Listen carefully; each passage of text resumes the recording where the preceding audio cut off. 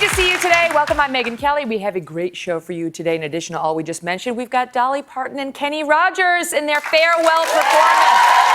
This is it. So we'll have that in just a bit. But first up this morning, new disturbing allegations today against Harvey Weinstein. And this is the critical part, those accused of enabling his alleged crimes. I was wondering when we were going to get to this, right? Because there are over 65 women now who have come out accusing him, over 65, accusing him of some sort of sexual misconduct, ranging from harassment to sexual assault to rape. And the latest claim is there were helpers. There were helpers. Two of his latest accusers are with us today, ready to talk about their stories. And as jarring as their allegations are, equally troubling is this suggestion that Harvey Weinstein did not act alone, that in fact he was enabled by his own company for years. The two latest Weinstein accusers are with us exclusively to tell their story, and we want to warn you that what they say happened to them is graphic. Joining me now in studio is a former production assistant for the Weinstein Company, Mimi Haleyi, along with her attorney, Gloria Allred. And joining me from Los Angeles is actress Dominique Hewitt and her attorney, Jeff Herman. Thank you all so much for being here. I know this is not easy. It's not fun. But let me start with you on it, Mimi. You worked as a production assistant on a film that he was producing? It was a television show. Okay. Yes. And tell us how your encounter with him began. Well, I actually met him before I worked or helped out on the set of this TV show. I met him in London at a premiere, and then I ran into him again in Cannes, and I was at the Cannes Film Festival in France, and I was planning to spend some time in New York, so I asked him if I could help out on any of his productions in New York, and so that's when he sort of said, "Well, come and see me at my hotel, and we'll talk about it." So I did that, and then once I got there, after some normal conversation, he asked me if I'd give him a massage, which I declined, and I left after that, shortly after that. And then, to my surprise, he got in touch and said, "You know, I've organized for you to go and help on the set of this TV show." So I did that, and then I didn't speak to him until afterwards when I emailed him to thank him for the opportunity, and then Well, and then he brought you at one point, was it to his home? To his apartment? No, so I went and met him. He was very charming. He was a total gentleman. I met him at the Mercer Hotel in New York in the lobby for a normal chat after he said he had great feedback about me and I was welcome back the following season, etc. And you're thinking, I'm getting along with him. He's a powerful totally, man. Yeah. This is a good relationship for me. Yes. So, and we had some people that we knew in common, so there was an element of trust just in that. And he was completely, I mean, he's really charming when he wants to be. And so... when he got you upstairs... Well, that was after... But take us to that moment that you first knew you were in trouble. Right. So this was after he had invited me to Paris, etc., and I felt that was a romantic invitation. So I had turned it down, and he was very, very persistent, but finally let it go. And then once he got back, he said, "I'd really like to see you. Can you come and see me in my apartment?" Now, I wanted to, I had made it clear I wasn't interested in anything romantic or sexual, but I wanted to keep a good relationship with him. So I went and saw him, and that's when this thing happened, basically. So we've seen an MO with this guy in these accusations, where he puts on the robe, he asks for a massage. I mean, we've heard this in many of the cases. You also allege that happened in your case. And then what happened after that? He had put the robe on, he asked you for a massage. And then well, he never asked me for a massage in the apartment. He did that the first time we met. But then when I met him after he gave me the opportunity to help out on the show, he was very nice. So I thought maybe he even felt bad about how the first meeting went. I got along with him. So when I went upstairs to his apartment, he wasn't wearing a robe at all, but he did start making advances, etc., and not too long into me being there. And then he backed me into, I mean, he just wouldn't let it go. I mean, he's very intimidating, also very persistent and forceful, and big physically. So he backed me into a dark room, which looked like, there was kids' drawings on the walls, and didn't seem like a master bedroom or anything. And he held me down, and he forced oral sex on me, basically. Did you bring it to the police or anybody at that time? Not at that time, no. I honestly thought, I wasn't sure I didn't know what to do, because I couldn't really get away physically, but I was thinking, like, I have two choices here. I can either start screaming and kicking like crazy and maybe still not make it out, because he was very forceful and overpowering, and I had to get through a hallway, a lift, and I was even thinking maybe the driver that took me here is downstairs holding guard. I don't know what arrangement they have. I want to stand you by because Dominique Hewitt has a similar story. She's here along with her lawyer, Jeff Herman, via satellite. Dominique, thank you so much for being here. Thank you. You've come forward now, and you are actually going after, you're alleging Harvey Weinstein also subjected you to forced oral sex, but you're also saying his company is on the hook for it. So just take us to the moment that you knew you were in trouble with him.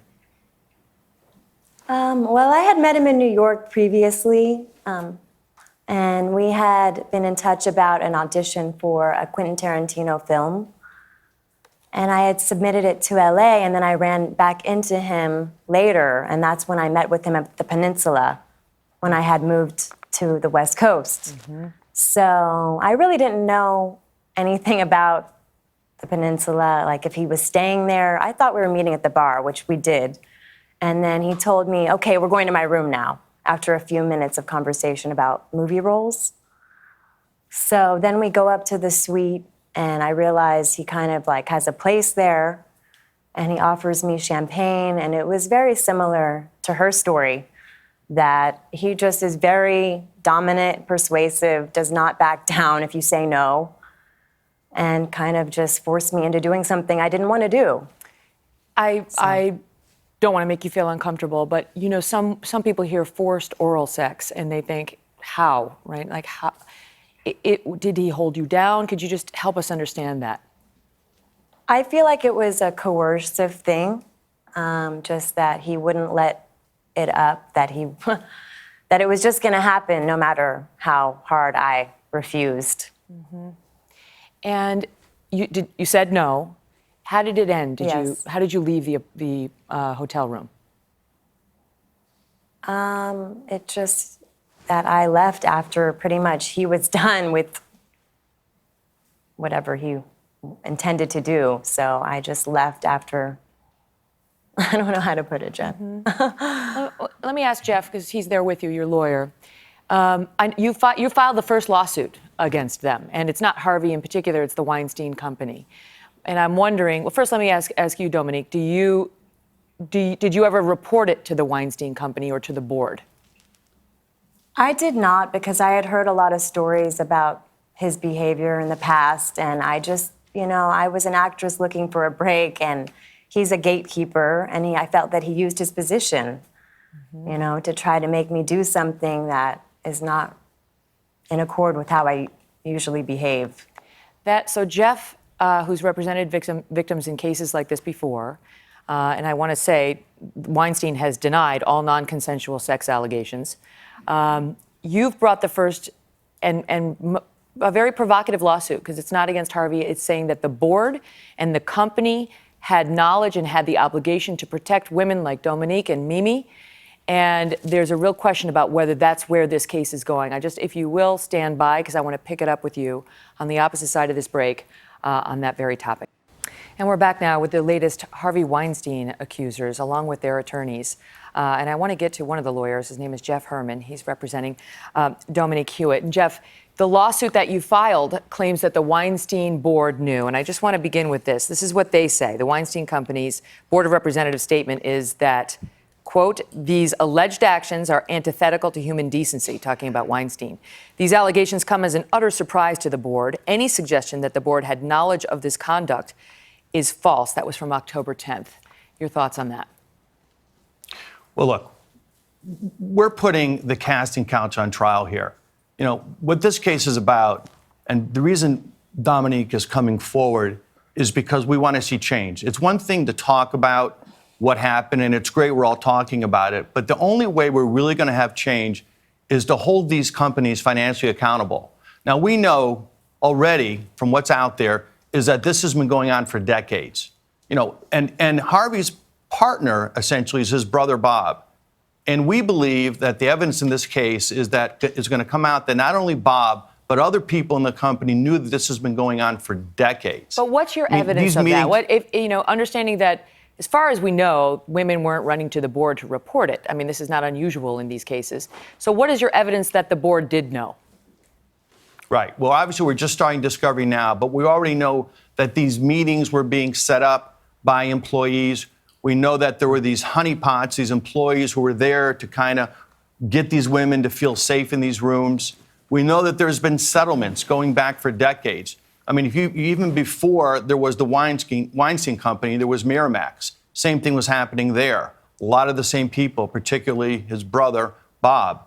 And so we believe that the evidence will show that this behavior was enabled by the company. And if you think of any other industry, this would not be tolerated. If you had a company that knew its key executive was using his position in the company to coerce women into sexual misconduct, they'd put an end to it. Didn't happen here. That's going to be the question of whether they knew, Gloria. I mean, the allegation from people like Jeff is going to be that these honeypots, these so-called, you know, these young assistants who they use to make the women feel comfortable about taking meetings, and then the assistant would suddenly be gone, that the company was essentially leading women in there like lambs to the slaughter. But we haven't seen proof yet that the board knew. Well, exactly. But, you know, that is something that would come out in discovery. But what I am concerned about, and I do represent numerous very, very brave victims. This is the third one that I've done a news conference with. And I want to say that I'm so proud of all of the women who have alleged they're victims of Harvey Weinstein, who have been so brave and spoken out against a rich, a powerful, famous man, and because they want their truth to be known. So I just want to say how much I am honored that people like Mimi have had the courage to speak out. I think we should give her a round of applause. I'm so proud of her. Are there going to be more? Do you have more plaintiffs or accusers coming forward? Are there going to be more, Megyn? Yes, actually, a fourth person, alleged victim, I'm going to be doing a news conference with. I haven't announced it yet, so you're hearing this first. Later this afternoon, here in New York.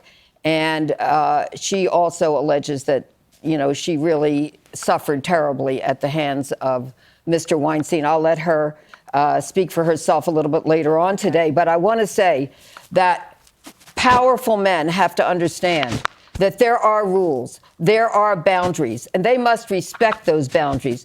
These young women who are coming forward are someone's daughters, and we have a right to have our daughters respected and have them enjoy dignity on the job and have them enjoy a safe workplace and not be victimized by sexual harassment. This has got to end, and it needs to end right now.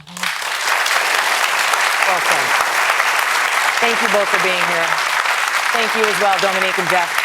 Hello, Today fans. Thanks for checking out our YouTube channel. Subscribe by clicking that button down there and click on any of the videos over here to watch the latest interviews, show highlights, and digital exclusives.